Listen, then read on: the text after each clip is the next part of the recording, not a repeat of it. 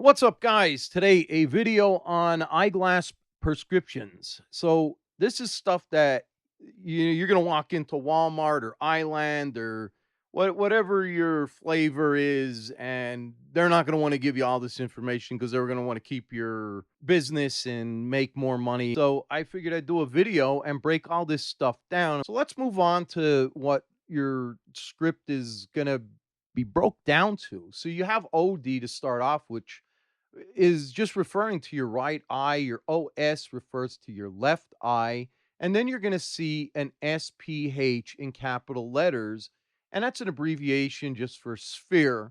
And that refers to the power needed to correct nearsighted or farsightedness. You're also going to see cylinder, which is going to be abbreviated with CYL. And that refers to the amount of power needed to correct astigmatism. Not everybody has astigmatism. Astigmatism is like a deformation in the eye, and it could be in different spots of it, and we'll get to that in a bit. Your axis also refers to the orientation of the stigmatism. So just say you're looking at a clock. Maybe it's at 1 o'clock. Maybe it's at 4 o'clock. Maybe it's at 10 o'clock. Maybe it's at 7 o'clock. That's all that means. Then you're going to see another abbreviation, which is ADD. That stands for additional, which means you now are in a bifocal or a trifocal.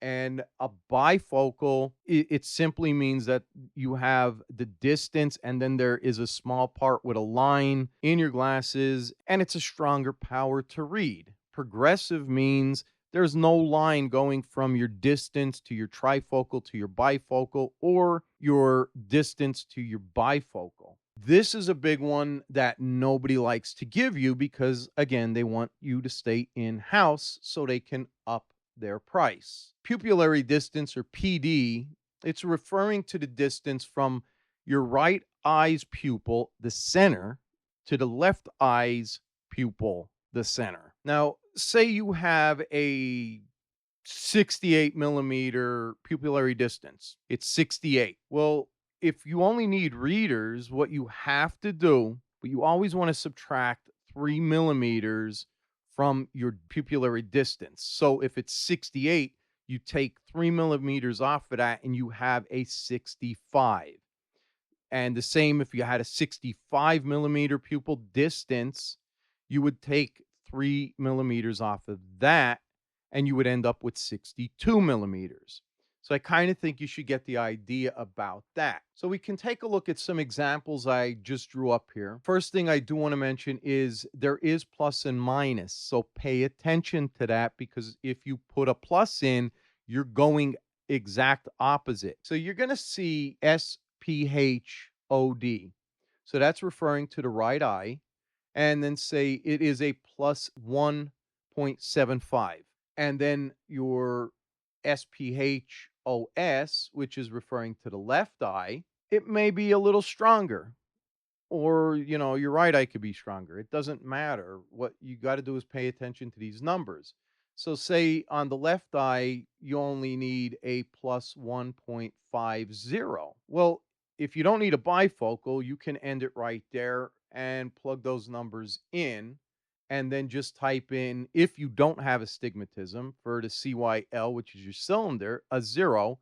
And then your axis either can be a 180 or a 0. It means the same thing. That means your eye is perfectly round and you don't have astigmatism. The thing is, if you need a bifocal, you're going to see this ad. When you see that ad, you're going to pay attention to the number there. So the reading glasses might be a plus, and I gave for an example here a 2.00. Say, your distance ain't that bad and all you need is reading glasses. You still need that distance power. A 1.75 is fairly strong. If you only need like a point, say 50, that's not too strong, but it doesn't matter. My point here is you would add this 1 and 2 over here for the additional together. So 1 and 2 is 3. Put your decimal point and then carry over the 75. And that will equal right here for your reading glasses, your sphere at plus 3.75. So that's a power of 3.75. And then you would subtract your pupillary distance. Like I said, if it's 68, you would go 65. 65, you would go to, say, 62. If you don't have astigmatism, your cylinder is going to be 0 and your axis is going to be either 180 or 0. For the left eye, you would do the same thing. You would take that 150 and then you would add 1 and 2 is 3, bring the decimal point over and the 50 over, and you have a sphere with a plus 350. And then, of course, if your eye doesn't have astigmatism, it'd be a cylinder of 0, axis 180 or 0. We already covered the pupillary distance. So again, just to recap, is 68 minus 3, and that would give you 65. But that's only for reading. Your real pupillary distance is, say, the 68. And that's a measurement that only can be taken, you know, at the eye exam place itself. There's another measurement vertical on the eye, but it really depends on the frame. So, say you get one set of frames, that's going to change from frame to frame. So, if you're going online, you're not going to be able to get this done. You're going to have to go into the store and you'd have to pick from their frames, and then they would measure from the top of your lens down to the center of your pupil. And it's not as critical, but it still is a critical measurement. But I know people that it really doesn't bother. So let's take, for example, a reading glass with someone with astigmatism. So we still have that SPHOD, which is the right eye. And say this time it's a plus 1.50. Then you would add that, say, 2 plus 00. 1 plus 2 is 3. Carry the decimal point in the 50 over, and that equals your plus 350 for your right eye. But now, say somebody has astigmatism, you have to enter the correct numbers for your CYL, which is your cylinder, and say it is a negative 0.50. Well, again, referring up here to what the cylinder refers to is the amount of lens power needed to correct that stigmatism. And then your axis, again, that refers to the orientation. Say it is 060. You would enter your axis for your stigmatism. Then you would do your left eye and say this one is a plus 250. Then you would add 2 and 2 is 4, carry the point 50 over, and then your left eye can be a plus 4.50 for your reading glasses. And then say this eye has a different stigmatism, which could be a negative 1.25. Again, just refers to the amount of power needed to correct it. And then the axis, say, is a little different here. So it's a 0.90. You would enter that. And then again, for reading glasses, say your pupillary distance is 62 millimeters, you would subtract 3 millimeters and it would give you 59. So that would be your reading glasses in case you don't want to use distant.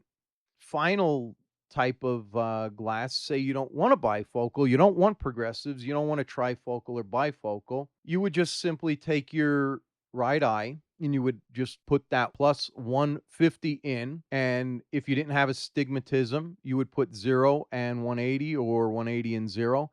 If you did, you would take that negative 0.50, put that under the cylinder. Your axis, you would put under a 060, whatever your number is, that is. Not, don't follow this one. And then you would do the left eye and say we're at a plus 250. You would put that in.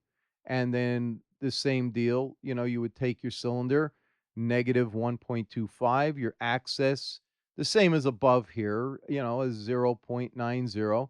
But you got to make sure you're putting these in the right spot. And then for your pupillary distance, this time you would just keep it at the 62. That all said, I'm pretty sure you should be able to grasp how to read your script, how to put it in, and how to add for readers. The other thing that I'd like to cover here is glass is your most clear and pristine way of seeing, although there's not many places out there that have glass and the frames are very limited and stuff like that. So the next clearest thing that you can buy, and this is where it pisses me off because they fuck you over every time and they push polycarbonate on you. And they'll go ahead and they'll say, "Oh yeah, the polycarbonate is more scratch resistant than the plastic." That's a lie. It's a lie that polycarbonate is clearer than your CR39, your regular plastic. Polycarbonate is safer if you get something, that hits your glasses. All sunglasses are made out of polycarbonate. So the safety glasses are made out of it too. But it's not as clear on the Abbey scale, meaning you'll get chromatic stuff. Not everybody sees it. It does exist. So I want to stick that out there. But polycarbonate is also more expensive than your CR39. However, polycarbonate is thinner by 20%. So if weight is a concern and you have a script that, is a plus 350 and a plus 450, you're going to want to go with Trivex, which is better than polycarbonate, or a high index, which is better than Trivex. And your high index could be a 1.61 or a 1.67. And it's a thinner, lighter material, and it rates much higher on the Abbey scale. The other thing that I will recommend, and I strongly recommend it, is an anti-reflective coating because it's very annoying for people. You'll get light rays that reflect off your glasses on the backside, and it'll come into your eyes, and it's just nasty, and it makes, for more misery. So I would recommend that. People that have maybe, some sensitivity to light, you might want to go with a 10% tint, but you can't get transitional glasses that go to sunglasses if you get a permanent tint.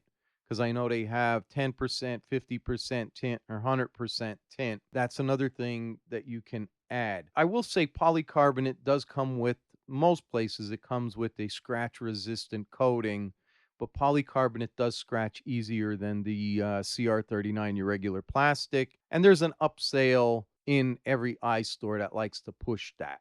The other thing to note is your Trivex will be higher than in price than your polycarbonate, and your high index will be much more than Trivex. So hopefully this helps you guys out.